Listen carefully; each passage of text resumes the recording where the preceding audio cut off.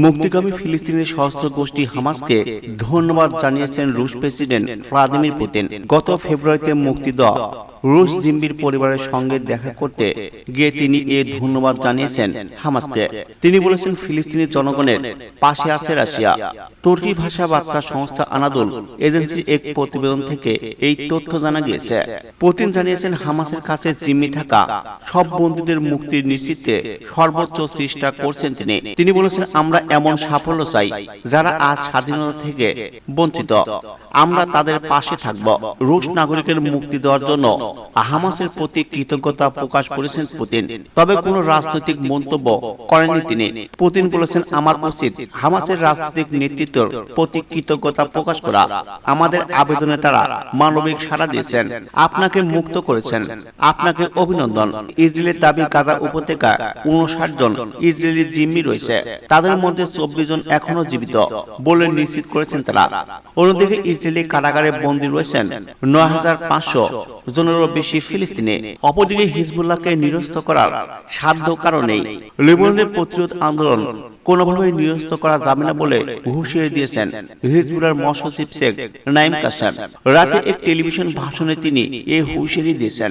তিনি কঠোর ভাষা জানিয়ে দিয়েছেন, যারা আমাদের অস্ত্র কেড়ে নিতে চায় তারা ইসরায়েলের স্বার্থে ষড়যন্ত্র করছে। তার ভাষায় এই অস্ত্র আমাদের স্বাধীনতা এনেছে। আল মানার চ্যানেলে সম্প্রচারিত ভাষণে নাঈম কাসেম আরো বলেছেন, হিজবুল্লাহর অস্ত্র লিবাননের প্রতিরোধের মূল স্তম্ভ। সশস্ত্র এই গোষ্ঠী দেশকে মুক্ত করেছে, দেশের সার্বভৌমত্ব রক্ষা করেছে এবং আজও ইসরায়েলের আগ্রাসনের প্রতিহত করছে তারা। তার ভাষা, যারা আমাদের নিরস্ত করতে চায় তারা আসলে দক্ষিণ লিবানকে দখলের পথে ইসরায়েলের জন্য পথ তৈরি করতে চায়। হিজবুল্লাহর মহাসচিব এ সময় আরো বলেছেন, লিবানের যুদ্ধবিরতির পরও ইসরায়েল 27-এরও বেশি বার আগ্রাসন চালিয়েছে। আমাদের প্রতিরোধ ছাড়া এই আগ্রাসন থামতো না। তিনি আরো জানিয়েছেন, হিজবুল্লাহ সবসময় যুদ্ধবিরতির শর্ত মেনে চলেছে, তবে দখলদার ইসরায়েল তা একের পর এক ভেঙে চলেছে। মার্কিন চাপ ও অভ্যন্তরীণ ষড়যন্ত্রের বিষয় নাঈম কাসেম আরো বলেছেন, যুক্তরাষ্ট্র লিবানের নিজেদের ছায়া প্রশাসন বজায় রাখতে চায়। তারা আমাদের অস্ত্র কেড়ে নিতে চায় যাতে লিবানন দুর্বল হয় এবং ইসরায়েল সহজেই দেশটিকে গ্রাস করতে পারে। তিনি আরো বলেছেন, আমরা কাউকে ভয় পাই না। আমাদের প্রতিরোধ নীতি অব্যাহত থাকবে। আমেরিকার হুমকিতে নয়, আমাদের জনগণের অধিকার রক্ষার স্বার্থে আমরা এই নীতি বজায় রাখব। শেখ কাসেম তার বক্তব্য ইয়েমেনের হুতি আনাসুল্লাহ গোষ্ঠীকে অভিনন্দন জানিয়েছেন। তিনি বলেছেন, আমরা ইয়েমেনকে সেলুট জানাই, যারা আজ পুরো বিশ্বের হয়ে মার্কিন ইসরায়েলি আগ্রাসনের বিরুদ্ধে দাঁড়িয়ে রয়েছে এবং প্রতিরোধ সংগ্রাম চালিয়ে যাচ্ছে। সেই সঙ্গে তিনি আশাবাদ ব্যক্ত করে বলেন, যুক্তরাষ্ট্র ইরান সংলাপ সফল হবে এবং অঞ্চল শান্তির পথে এগোবে, কিন্তু শর্ত একটাই, এদিকে লিবানন থেকে পিছু হটতে হবে। অপরদিকে এবার তেল আবিবে পাল্টা ক্ষেপণাস্ত্র হামলা হুতি বাহিনীর। মার্কিন বাহিনী ইয়েমেনের উপকূল হোদেনা শহরে বিমান হামলা চালানোর পর শুক্রবার পাল্টা হামলা চালিয়েছে দেশটির বিদ্রোহী গোষ্ঠী হুতি। ইসরায়েল রাজধানী তেল আবিবের উপকণ্ঠে দখলকৃত জাফাই জুলফিকারের নামের অত্যাধুনিক ব্যালিস্টিক মিসাইল দিয়ে হামলা চালিয়েছে হুতি যোদ্ধারা।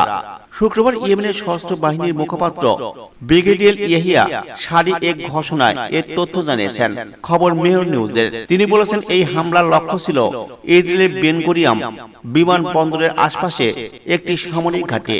ইয়েমেন এই ক্ষেপণাস্ত্র হামলা এমন এক সময় চালালো যার মাত্র কয়েক ঘন্টা আগে মার্কিন বাহিনী ইয়েমেনের উপকণ্ঠে হোদাইদা শহরের কয়েকটি বন্দরে বিমান হামলা চালিয়েছে। এতে কমপক্ষে 80 জন নিহত এবং 172 জন আহত হয়েছেন। মূলত ওই হামলার জবাবেই ইয়েমেনি বাহিনী এই সমন্বিত সামরিক অভিযান পরিচালনা করেছে। ইয়াহিয়া সারি আরো বলেছেন, আমরা একটি সম্মিলিত সামরিক অভিযান পরিচালনা করেছে, সেখানে আমরা যুক্তরাজ্যের 2টি বিমানবাহী রণতরী ধূলিসাৎ করতে সক্ষম হয়েছে। এছাড়া ইয়েমেনি প্রতিরক্ষা বিভাগ সানা প্রদেশের একটি মার্কিন হুমকিও 9 ড্রোন গুলি করে ভূপাতিত করেছে তারা। যুক্তরাষ্ট্র এই ড্রোনগুলো ব্যবহার করে মধ্যপ্রাচ্য গুপ্ত নজরদারি জোরদার করেছে। একই সঙ্গে তাদের হামলাগুলো নিয়মিত করেছেন। তবে ইয়েমেনের স্বাধীন প্রতিরক্ষা ব্যবস্থা, ক্রমবর্ধমান সক্ষমতা এই অঞ্চলের নতুন সামরিক ভারসাম্য ইঙ্গিত দিচ্ছে। এদিকে ইসরায়েল দখলকৃত অঞ্চলের ছোড়া জুলফিকার ক্ষেপণাস্ত্র মূলত ইরানি প্রযুক্তি নির্ভর। এই বিলাসিক ক্ষেপণাস্ত্রের মাধ্যমে ইয়েমেন থেকে সরাসরি ইসরায়েলের মূল ভূখণ্ডে হামলা কেবল সামরিক বার্তাই নয়, এটি ইসরায়েলের জন্য একটি কূটনৈতিক চ্যালেঞ্জও বটে। ইসরায়েলি ভূখণ্ডে এই হামলা বিশেষভাবে প্রতিজ্ঞ, কারণ এটি বেন গুরিয়ন বিমানবন্দর এলাকা ঘিরে রাখা নিরাপত্তা বলয়ের প্রতিরোধের মুখও আঘাত হানে। যদি ইসরায়েলের তরফ থেকে তাৎক্ষণিকভাবে কোনো প্রতিক্রিয়া পাওয়া যায়নি, তবে এই হামলা যদি সফলভাবে নির্ধারিত লক্ষ্যবস্তুতে আঘাত হানে, তাহলে তা ইসরায়েলের জন্য এক নতুন মাত্রা হুমকি হিসাবে অভিহিত হবে। মধ্যপ্রাচ্যের ভূ রাজনৈতিক স্তরের ইসরায়েল ইরান সংঘাতের ছায়া স্পষ্টই ইয়েমেন হয়ে আরো বিস্তৃত হতে শুরু করেছে। ইয়েমেনের তরফ থেকে স্পষ্ট হুঁশিয়ারি এসেছে, যুক্তরাষ্ট্র যদি আবারও সামরিক সরঞ্জাম পাঠায় এবং ইয়েমেনের বিরুদ্ধে আগ্রাসন চালায়, তাহলে আমাদের আঘাত আরো বাড়বে। সেক্ষেত্রে এই অঞ্চল শান্তি নয়, সংঘাতের দিকে ঝাঁপিত হবে। এই ঘটনার তাৎক্ষণিক প্রভাব মধ্যপ্রাচ্য শুধু সামরিক নয়, কূটনৈতিক আলোচনাকেও তীব্র করে তুলবে।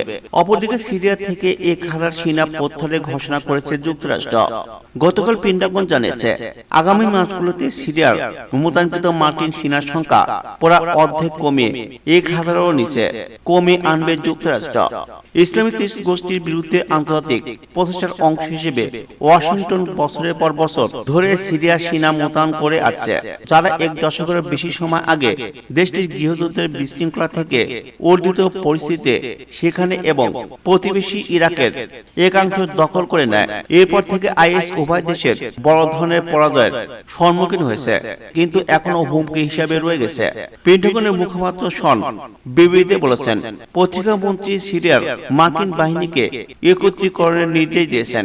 তিনি বলেছেন, এই সুপরিকল্পিত এবং শর্ত ভিত্তিক প্রক্রিয়ার ফলে আগামী মাসগুলোতে সিরিয়ার মার্কিন বাহিনীর সংখ্যা 1000-এর কম হবে। অপরদিকে আল আকসা মসজিদ ভাঙ্গার হুমকি। মুসলিমদের তৃতীয় সর্বোচ্চ পবিত্র স্থান আল আকসা ভেঙে ফেলার হুমকি দিয়েছেন ইসরায়েলি সেটেলারদের সংগঠনগুলো।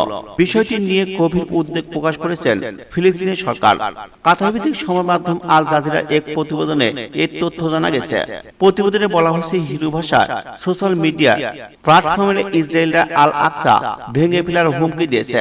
তারা ঘোষণা দেয় এই মসজিদ ভেঙে সেখানে ইহুদিদের মন্দির স্থাপন করা হবে। এ ব্যাপারে সতর্কতা দিয়ে ফিলিস্তিনি মন্ত্রণালয় একটি পোস্ট করেছেন। এতে তারা জাতিসংঘ সংশ্লিষ্ট সংস্থা ও আন্তর্জাতিক সম্প্রদায়কে বিষয়টির গুরুত্বের সঙ্গে নেওয়ার আহ্বান জানিয়েছে। তারা বলেছে, আল আকসা মসজিদ ভাঙার পরিকল্পনা আমরা দখলকৃত জেরুজালেমে ইসলামী এবং খ্রিস্টানদের পবিত্র স্থানে পদ্ধতিগত উস্কানি হিসেবে বিবেচনা করি।